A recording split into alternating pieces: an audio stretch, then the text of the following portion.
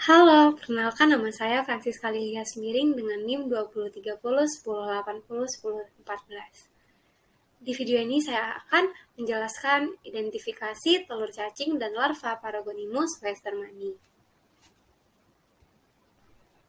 Baik, untuk bagian pertama yaitu adalah tujuan.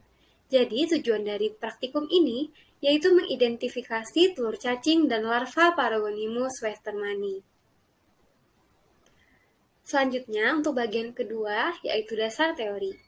Jadi, menurut Chai dan Jung tahun 2018, cacing Paragonimus menyebabkan penyakit Paragonomiasis sp.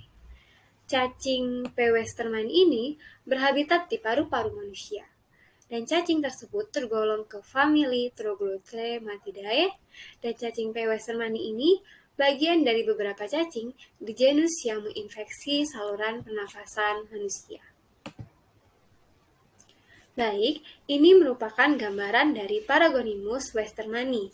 Jadi, cacing dewasa bertubuh tebal, kemudian warnanya adalah coklat kemerahan, dengan ukuran panjang sekitar 7,5 mm sampai dengan 12 mm, dan lebar 4-6 mm. Untuk sistem reproduksi cacing jantan, itu terdiri dari 2 buah testis yang melengkung, tidak beraturan, yang terletak berdampingan sekitar 2/3 panjang tubuh. Sedangkan untuk ovarium berlobus terletak pada anterior testis kanan dan terhubung melalui oviduk ke uterus. Vitellaria memanjang secara bilateral di sepanjang panjang tubuh, lalu posisi lateral dan sejajar dengan caica. Untuk ventral sucker terletak di medial antara ovarium dan uterus. Telur cacing berwarna coklat dan sangat mirip dengan telur Fasciola hepatica. Baik, untuk bagian ketiga yaitu adalah alat dan bahan. Untuk alatnya, di sini kita memerlukan mortar, cawan Petri, mikroskop stereo, mikroskop binokuler, kaca preparat, pinset, gelas kimia, mesh stainless, dan centrifuge. Sedangkan untuk bahannya sendiri, kita siapkan sputum, feses, keong air tawar, kepiting air tawar, aquades, natrium hidroksida, serta formalin 10%. Baik, untuk selanjutnya adalah prosedur kerja. Untuk prosedur kerja yang pertama, yaitu pemeriksaan Serkaria. Jadi, untuk metodenya, untuk menemukan Serkaria P. westermani, pada keong air tawar kita menggunakan teknik crushing, yaitu tahapan yang meletakkan keong pada cawan Petri. Kemudian, cangkang keong kita hancurkan secara perlahan dengan mortar. Keong yang sudah hancur ditetesi aquades, dan selanjutnya kita periksa menggunakan mikroskop stereo untuk mengetahui keberadaan dari Serkaria. Baik, yang kedua adalah pemeriksaan metaserkaria.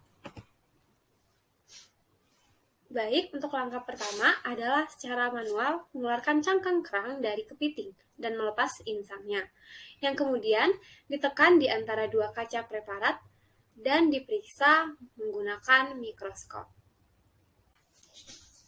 Baik, untuk langkah kedua adalah mengambil jaringan hepatopankreas.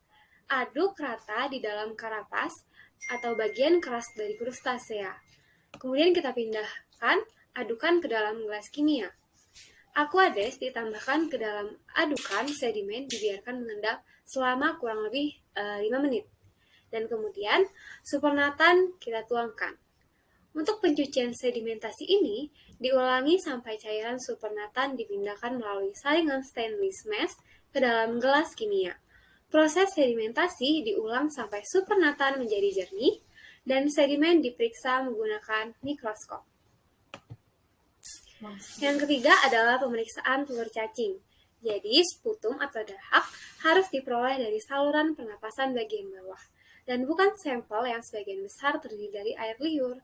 Sedangkan untuk pengambilan spesimen dahak ini harus dilakukan pada pagi hari. Sampel dahak dapat diperiksa dengan beberapa cara, seperti dahak disentrifugasi, dan kemudian sedimen diperiksa langsung menggunakan mikroskop. Jika dahak terlalu kental, natrium hidroksida dengan volume yang sama dapat ditambahkan 3%, kemudian sentrifugasi, dan periksa sedimen menggunakan mikroskop. Spesimen dapat diawetkan dalam 10% formalin dan prosedur konsentrasi formalin etil asetat dapat diselesaikan dan sedimen diperiksa menggunakan sediaan langsung atau pewarnaan. Untuk pengerjaan sampel feses, itu menggunakan teknik yang dinamakan dengan CATOCAT. Dan untuk pemeriksaan keberadaan telur. Yang ketiga adalah pemeriksaan telur cacing. Jadi, baik, sekian yang bisa saya jelaskan. Semoga ilmunya bermanfaat. Terima kasih dan mohon maaf bila ada kesalahan kata.